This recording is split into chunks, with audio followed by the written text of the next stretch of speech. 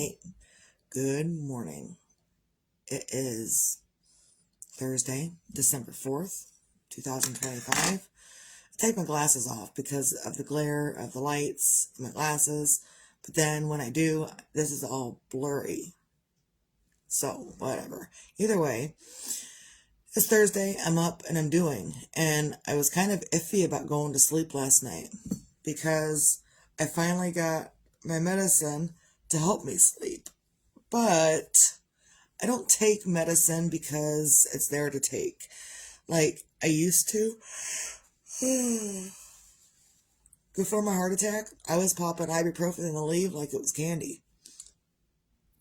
But as far as mind-altering medicine, I don't normally take man-made mind-altering medicine, which is like depression medication, anxiety medication, and other stuff. Normally, that's not something that I go for. I'm the person that's going to figure out what's going on underneath the surface before taking medicine for it. As an example, when my older children were younger, they had some anger issues, and I know now why they had anger issues then. But I took them into counseling and people and doctors to help figure out why they were so angry. And apparently I was the angry one and I projected it onto them, and it was a whole big fiasco cycle. So, but when I when I took my oldest daughter then, she was probably 13, 14 years old, when I took my daughter in then to have counseling, see what's going on, why she's so angry, they wanted to put her on pills. And I said, no, no, no. How about we look at the foundation of why that's why I'm here. I'm here to figure out why she's so angry, and I don't want pills. And so that's when we started counseling. And even before that, I had started, there used to be this like parenting program that you could order, and this was before online stuff, so like they had a commercial on TV probably, and you had to order it online or order it, and then it came to you. It was all these books, and it was called Love and Logic Parenting. And so I ordered like the entire thing. It was like $400. Back then, it was $400 for this Love and Logic Parenting. So I ordered it. And one of the first things in the teachings of Love and Logic Parenting, because I still couldn't figure this shit out, apparently I was just missing understanding and compassion in my early motherhood days. I was missing understanding and compassion. And I know I'm going through a whole lot right now, but that's okay. So in those books, it says, instead of putting a band-aid on it with some kind of medicine, how about we figure out what the root cause is? In a house, if your foundation is cracked and leaking stuff in, and you don't know how to fix it, are you going to try to fix all this stuff up here? Or are you going to go to the foundation and see what's going on and why it keeps happening? It's the same with Love and Logic Parenting and Love and Logic within yourself and this is really for everybody. You don't have to be a parent. You don't have to be a child. You just have to be a human to understand this. And maybe not even human. Maybe just an entity living on the world. It's the research that I've been doing and the stuff I've been watching. Ancient Aliens includes God and Jesus. Promise you that. So I have a whole lot of extra entities in my peripheral these days. Anyway, but in any instance that we're living in and something's wrong, we don't know how to do, we don't know how to fix, we can't figure it out, a lot of us tend to just put a band-aid over it and not worry about why it keeps happening. We're just going to put that band-aid right there, and then we're not going to think about what's going on that's causing this thing that needs the band-aid. So, that's what I do is I don't look for a band-aid for things. I try to figure out the root cause. However, yesterday, 2 days ago, I went to the doctor. I asked for something, a pill for my anxiety and to be able to help me sleep. I don't do this stuff. Before last night, I've never taken something to help me sleep as far as medicine goes. But I needed it, and I felt like I needed it because my body just kept jerking itself awake the entire time I was sleeping. And I know that it was doing it because I was waking up completely thoroughly exhausted, like I hadn't slept a wink. So, so I don't advocate medicine just because, and I know the root cause of why I can't sleep. I know the root cause. I'm not trying to cover it up with a Band-Aid. I'm not trying to say, oh, well, this thing that I'm going to get to help me sleep is just going to take care of it all. That's not the case at all. The sleep aid for myself in this moment is to help me rest. So when I am awake, when I am doing things while I'm awake, I can think more clearly. I can grieve more clearly. I can just think and feel more clearly. And so, like, again, I don't advocate getting medicine, getting pills to put a Band-Aid on the problem. And that's not what this is. This is to help me rest so I can continue to work through whatever it is I got to work through. And that's probably the biggest thing. Even when people, imagine this, people told me I'm bipolar. Imagine that. People have told me in my life, you're bipolar. And I didn't want medication for that either. I'm like, well, okay, so what? So I'm bipolar. I'm happy one minute and sad the next. I'm joyful one minute and angry the next. I'm probably bipolar. Maybe. Or maybe I'm just tired of dealing with people's bullshit. Either way, I looked up natural remedies for bipolar because I didn't want pills. That's how much I hate pills, is I didn't want pills. And even this prescription that I have, it's only for 15 days. And I'm not going to call back and get it refilled or anything. I'm just not. Maybe, I don't know. But it's not something that I'm going to depend on just to help me for the rest of my life. It's just a temporary, let me get through this, and then I'm not going to need it no more. That's the goal. What was I saying?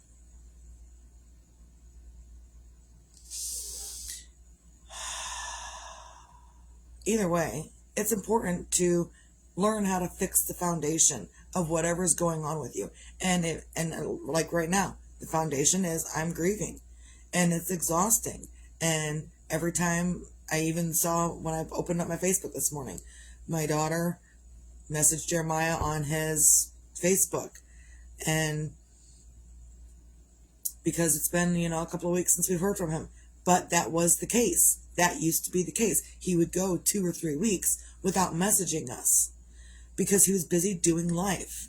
And it's been 2 or 3 weeks, and we're waiting on him to show up again, and it's not going to happen. So we're having a hard time with that. And that's okay. We can. So yeah, if you need help with things, with stuff. Oh, I remember what I was talking about. The natural remedy for bipolar isn't medication. It is meditation. Meditation for bipolar. And some people can, and some people cannot.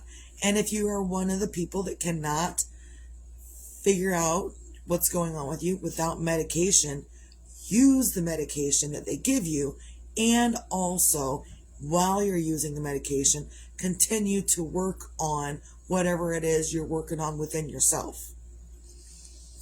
Because medication is not a fix-all. What is a fix-all is working on the stuff that's going on here, and here. Working on that stuff while having the help of the medication. But don't say, oh, well, and I can't tell you what to do. Again, I'm not telling you what to do, but you can't logically get medication and say, oh, this medication is just going to fix it and I ain't got to do nothing else. No, you got to do the inner work. You have to do the inner work. A lot of people want, a fix-all. Well, this is going to fix it. No, you've got to do that inner work. Sometimes it's journaling. Sometimes it's going out back and screaming. Sometimes it's coloring excessively. Sometimes it's, crafting, whatever you want to craft. You don't know how you're going to get through it. But it is important to work through it. Not avoid it. Not put medication on top of it and say, well, this medication will fix it. Not any of that. And I thought, let me show you. So I guess I looked it up because there wasn't an insert in the medication. But so I looked it up online when I got home, and it said the normal dose is like 15 milligrams. Yeah. And this is actually slated at 7.5 milligrams. So it's half of a normal dose. And I thought, okay, well, even if I don't want the full dose, I can just break that 7.5 in half. No, it's a capsule.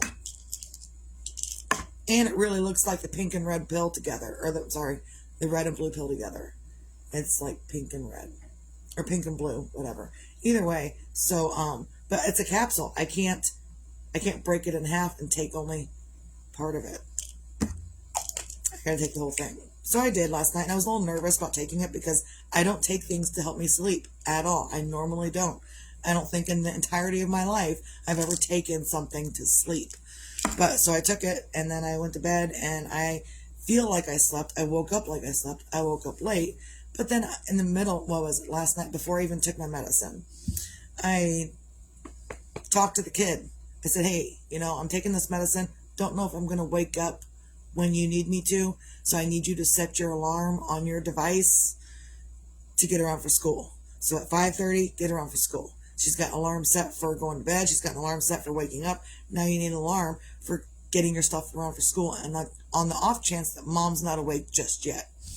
So she did that. And when I got up at 6, normally I'm up at 5, but when I got up at 6, she was already around for school. So bonus. But I'm putting this out here. I put this out here because other people are dealing with stuff too. None of us are immune to not dealing with anything. We're all dealing with life. We're all dealing with stuff. And then sometimes dealing with that stuff sucks so much. So I'm a little parched. That's okay. I'll get over it. So I put this stuff out here to help others help themselves. Even in the middle of my grief, I've got people that have lost people. And I also, in the middle of my loss and grieving, I need to help those people as well. So I'm still on Facebook. I'm still scrolling through my feed, finding my people that need that help, that need that encouragement. One of my friends last night said she was diagnosed with anxiety. I'm not going to say her name, and if she watches it, I'm saying this with the best of intentions, but she said she was diagnosed with anxiety. She says, I've never been diagnosed with anxiety. How is that even a thing? How is the bare minimum of anything that's going on with me and my body, how is the root cause anxiety? And so I took the time. I probably spent 30 minutes typing out a post to her on her post about why being diagnosed with anxiety when you got other stuff going on is such a big deal. And basically, if you've got anxiety in your body and you've got all of this extra tension just going on, you're mad, you're angry, you're pissed off at the world, you complain, you do all of this stuff, and you think that none of that has an effect on your body. When in fact, all of that affects every cell of your body. I know people that continue to keep going to the doctor because there is something wrong with the inside of their body. And the doctors can't find out what is wrong with their body. It's not the body that there's something wrong with. And it's the mind. And I'm not saying there's something wrong with the mind. What I'm saying is that your mind will create dis-ease. If your mind is not at ease for any reason, if your mind is, oh, that bullshit here and that there and that there and that there and that, if your mind continuously does that, you are going to create something in your body that you don't want. And no one's going to be able to find the way and find out why this thing is created in your body. And I'm going to tell you why. It's your mind. It's working on your mind. So when you are being diagnosed with anxiety or depression, that stuff affects the inside of your body. A lot of people think that my physical health will affect my mental health. And that's completely backwards. I mean, it can. Your physical health can make your mental health better. But ultimately, it's your mental health that determines your physical health. And if your mental health is not the best, and you don't know why these things are going on down in your body. Like if you got anger, if you're holding on to anger, it's going to manifest as a knot in your back. If you're holding on to extreme sadness, it might manifest as your legs are hurting excessively or something like that. I'm just giving examples. But I know when I've held on to anger, I have these knots like right directly in the middle of my back that I can't get rid of until I let go of the anger. When I let go of the anger, that's when the stuff starts fixing itself. And it's not going to fix itself until you let go of that negative emotion. So, and even having a positive mind will have a positive impact on your entire body and help you become healthier because of your positive mental health. Currently, my mental health is like, it's not the best, but it's also not the worst. Like, I'm not beside myself and not being able to function normally. I'm not doing dishes. I'm not up and doing everything that I normally do. I'm not doing that, but I am up every day and I am doing things in the manner that's okay for me. Today, the people at the nursing home are clamoring for the banana bread and the zucchini bread. They've been clamoring about it for a couple of weeks now. And I finally got the gumption that that's what I'm going to do today is banana bread and zucchini bread. I've already got some batter made up that's been sitting in the fridge, but I'm going to make up more batter today for more banana bread and zucchini bread because the residents, in fact, I think my aunt said last night, she was talking about bringing it in and other people were like, did I hear you right? You bringing in banana bread and zucchini bread? Because we kind of need some. We're going to want some, and you probably need to get more because we need it. So she messaged me last night to order 20 more mini loaves, which is fine. I'll make it. So I think at this point now, I have a total of 50 mini loaves I'm making and 2 big loaves of bread that I'm making. So the people want it, and it's healing, and sometimes these people at the nursing home, that's all they're eating. Sometimes these residents, that's the only thing they eat is the bread that I baked to take for my aunt to take in. So, and she can make the bread too, but she's also a nurse. She's busy a lot. So I use my skills to help her, and she uses her skills to help me. Oh, my aunt got me something yesterday. She didn't get it for me yesterday. She got it for me, last week. She ordered it, but it came in the mail yesterday, and it was excessive. I'll probably post pictures about it later. But it's like a whole cookie planner. Like I don't know, it's this big old box, and there's a cookie planner for the whole next year of 2026. What else? Cookie cutters, a surprise mystery cookie cutter. What else? That could be Valentine's Day related. Yeah, so my aunt uses her skills to help me, and I use my skills also to help her. So it is what it is. So get up on a Monday. I'm feeling a little bit better today. I got some sleep last night. Get up on a Monday. Today's not Monday. What the hell, Misty? Today is not Monday. Today is Thursday. Jeez Louise. So on a Thursday, get up. Find your things to feel grateful for. I'm grateful for the sleep medicine because, first of all, I was nervous about taking it, but then I took it and I slept better than I have in a month. So I can have the energy to do something else than just sit on my laurels all day.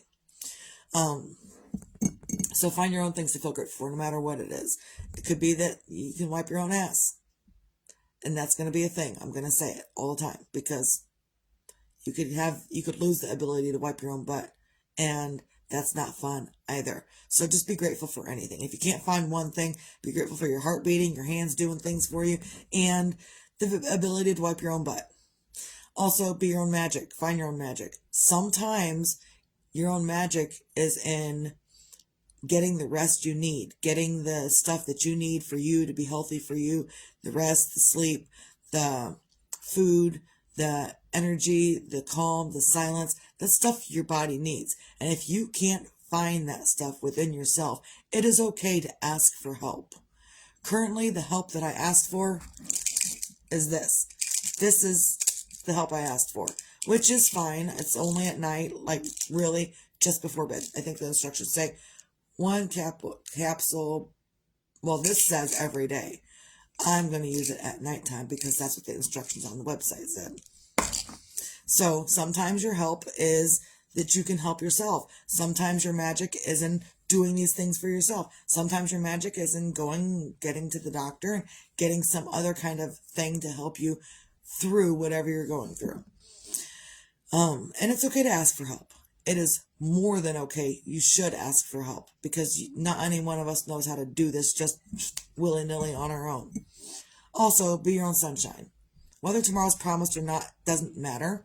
What does matter is being better for yourself. And if that's asking for help from others to get through whatever you got to get through, then do that.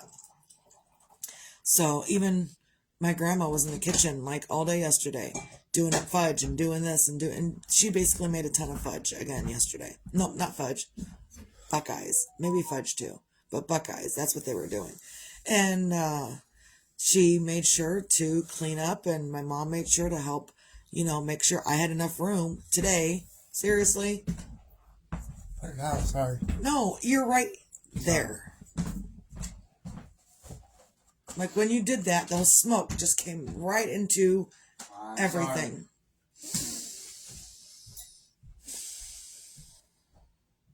Sorry. So, yeah. I don't remember what I was saying. Now I'm irritated. So, that's all I got.